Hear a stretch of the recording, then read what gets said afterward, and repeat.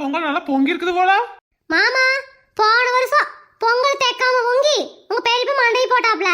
அதனால இந்த வருஷமா கிழக்கு பக்கம் பொங்கல்னு வேண்டிக்கோங்க. அப்பதான் குடும்பம் நல்லா இருக்குமாக்கும். என்னடி பொங்கல் பொங்குச்சா இல்லையா? கேளுங்கட்ட நல்ல நாளதுமா ஒரு புடவை இடவே கட்டாம இந்த ஜட்டிய பானையை போட்டு ஏத்த என்ற மானத்தை வாங்குறீங்க. கேளுங்க மாமா, என்னை திட்டனா மட்டும் அப்படியே வரைஞ்சு கட்டிட்டு வருவீங்களே, இதெல்லாம் உங்க அம்மா எடுத்து சொல்ல மாட்டீங்களா? அங்க பாருங்க ஆர்கால் ட்ரெஸ் போட்டு எப்படி நின்னுட்டு இருக்காங்கன்னு.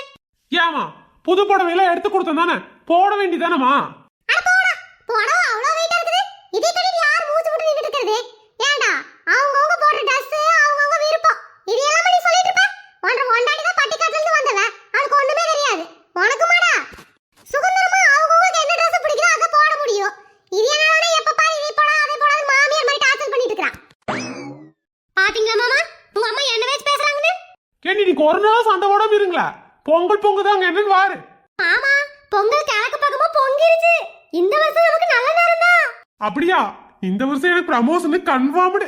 சொல்லுங்க எல்லாரும் பொங்கலோ பொங்கல். சின்ன மக்களே, உங்க வீட்லயே பொங்கல் எல்லாம் பொங்கிருச்சா? இந்த வருஷம் எல்லாருக்கும் நல்ல வருஷமா அமையட்டும். எல்லாருக்கும் என்னோட இனிய பொங்கல் திருநாள் நல்வாழ்த்துக்கள்.